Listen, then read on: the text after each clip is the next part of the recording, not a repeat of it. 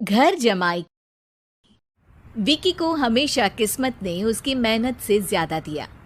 पैदा हुआ एक बड़े घर में, मुंह में चांदी की चम्मच लेकर, और शादी भी की एक उससे भी बड़े घर में, सोने की चम्मच मुंह में लेकर। उसे मेहनत करने का शौक नहीं था। एक शौक था, वो भी घटिया शायरी करने का। उसकी हर बात शायराना ही होती थी। जैसे कि एक दिन, दूर से देखा तो चांद पे दाग था, दूर से देखा तो चांद पे दाग था, पास से देखा साबुन का छाग था। ठोको ताली। अरे ऐसी शायरी करोगे तो ताली तो पता नहीं, कोई तुमको ही ठोक देगा। शायरी वो बिल्ली है जो किसी का भी रास्ता रोक दे, और क्या मैं किल हूं जो कोई मुझे ठोक दे। मुझे तो आपसे बात ही नहीं करनी। मैं निकला था गाड़ी लेके, लेकिन दौड़ के जा रहा हूँ। मेरी शायरी कोई नहीं सुनता, मैं घर छोड़ के जा रहा हूँ। धीरे बोलिए जी, मम्मी पापा को पता चल जाएगा तो तुमको सच में तुम्हारे मायके भेज देंगे। सस्ते साबुन से मेरी कॉलर चमकी नहीं, सच में चला जाऊंगा, मेरी बात कोई धमकी नहीं। अगर शायरी ही सुनानी है तो सुनाओ, लेकिन कोई काम धंधा भी तो करो। मेरे पिताजी के पास बहुत पैसा है तो घर जमाई बन के खा रहे हो, और कल जा रहे हो ना अपने मायके, तो आज ही चले जाओ मेरी बला से। हमें तो अपनों ने लूटा, गैरों में कहाँ दम था हमें। अरे चुप हो जाओ, तुमको मिर्जा गालिब की कसम। अरे जाना है तो जाओ, लेकिन पहले मेरे मम्मी पापा से मिलकर जाओ, वरना वो क्या सोचेंगे। लेकिन विकी अकेले ही अपनी कार लेकर अपने मायके यानी कि अपने खुद के घर पहुंच जाता है। अरे बेटा, तू अचानक, बहू कैसी है? अरे माँ, बहू तो बिल्कुल बदल गई है, मुर्गी हाथ से निकल गई है। अरे क्या हुआ बेटा? उसकी आती नहीं है, मेरी जाती नहीं है। मैं करता हूँ शायरी, उसे भाती नहीं है। मेरे पास उसका फोन आया था बेटा, सही कह रही है वो। तुमको काम करना चाहिए, तभी तो इज्जत मिलेगी। घर जमाई बनके सास ससुर के पैसों पर कब तक ऐश उड़ाते रहोगे?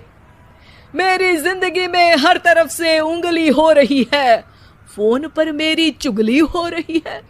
अरे चुगली नहीं कर रही थी बहू, वो तेरा भला चाहती है बेटा। सूखे हुए कपड़े को भी गीला कह रहे हैं लोग, चुगली करने को मेरा भला कह रहे हैं लोग। ठोको ताली। ये सुन के माँ अपने हाथ से अपना सर पीट लेती है। अरे माँ, ताली की जगह माथा क्यों ठोक रही हो?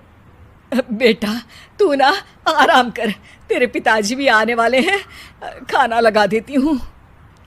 विकी अपने घर भी दिन भर टीवी देखता है, तरह तरह का खाना खाता है, दोपहर तक सोता है, चाय पीता है, वीडियो गेम खेलता है, बस काम करने नहीं जाता। घर में नौकर चाकर है तो बिस्तर से हिलने तक की जरूरत नहीं पड़ती। कई बार तो विकी अपने नौकरों को बिठाकर शायरी सुनाता रहता।